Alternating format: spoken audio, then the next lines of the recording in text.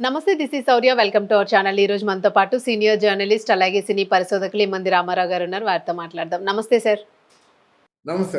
Sir, అఖండ 2 తాండవానికి సంబంధించి ఇంకా release date అలాగే ప్రీమియర్ షోస్ ఎప్పుడుంటాయి ఏంటి అన్నది 11, 12 తేదీలు అని ఫిక్స్ అయిపోయారు. మరి దీనికి సంబంధించి సార్ 12వ తారీఖున చాలా సినిమాలు ఉన్నాయి, చిన్నవి పెద్దవి అన్నీ కలుపుకొని. వాళ్ళల్లో కొన్ని సినిమాలు ఈ అఖండ 2 కోసము వెనక్కి వెళ్లాల్సి వచ్చింది అని చెప్పేసి అంటూ ఉన్నారు. సో మీరేం చెప్తారు సార్ సినీ విశ్లేషకులుగా? మీరేమంటారు, అసలు ఏం జరుగుతుంది అంటారు అఖండ 2కి సంబంధించి? అంటే ఇక్కడ అఖండ 2 సినిమాకి ఎన్నో ప్రత్యేకతలు ఉన్నాయని మనం చెప్పుకున్నాం కదా. పాన్ ఇండియా సినిమా బాలకృష్ణకు అవుతుందని, ప్రపంచ దేశాల్లో బాలకృష్ణ సినిమా రిలీజ్ అవుతుందని, బాలకృష్ణ ఏ సినిమాకి కూడా రానంత హైప్ వచ్చిందని ఇవన్నీ మనం చెప్పుకున్నాం. అయితే ఎనీవే బాలకృష్ణ సినిమా 12వ తారీఖున రిలీజ్ ఫిక్స్ చేయడం మాత్రం నిజంగా స్వాగతించవలసినటువంటి అంశం మాట. ఒక పెద్ద సినిమా, ప్రతిష్టాత్మకమైన సినిమా రావడం స్వాగతించవలసిన అంశం.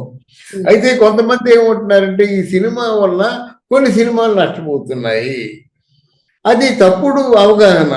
ఎందుకంటే ఒక పెద్ద సినిమా వల్ల చిన్న సినిమాలు నష్టపోతాయి అనుకోవడం అంత కరెక్ట్ కాదు. పెద్ద సినిమాలు ఉన్నప్పుడు కూడా చిన్న సినిమాలు బ్రహ్మాండంగా సినిమాలో కంటెంట్, సినిమాలో విషయం ఉంటే అలాంటి సందర్భాలు ఉన్నాయి. అది కూడా 12వ తారీఖు మిగతా సినిమా రిలీజ్ అవటం లేదు, ఈ డిసెంబర్ నెలలో రిలీజ్ అవుతున్నాయి. కనుక ఆ సినిమాలు దానికి ఈ సినిమా ఏ విధంగా కూడా ఈ సినిమా తాలూకు ప్రభావం చూపించదు. కంపేర్ చేసుకోరు. బాలకృష్ణ సినిమా, రోషన్ సినిమాని, మన ఛాలెంజ్ ఏదో సినిమాని ఎందుకు కంపేర్ చేసుకుంటారమ్మా? సినిమాని ఎందుకు కంపేర్ చేసుకుంటారు? కనుక ఇలాంటి సినిమాలన్నింటినీ కంపేర్ చేసుకుంటారని నేను అనుకోను. కంపేర్ చేసుకోవడానికి అవకాశం లేదు. అది పెద్ద సినిమా, ఇది చిన్న సినిమా. ఇది కంటెంట్ ఉన్న సినిమా, అదేమో అంగులున్న సినిమా.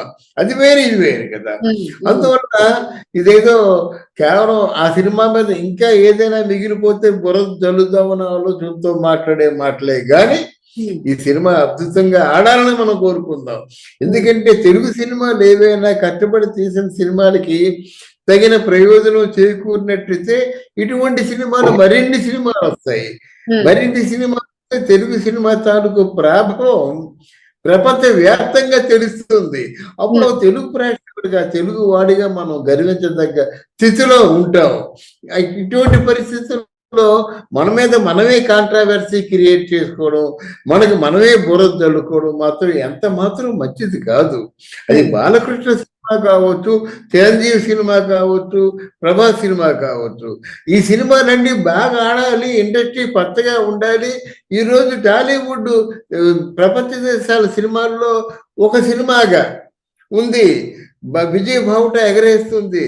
దాన్ని కొనసాగిద్దాం.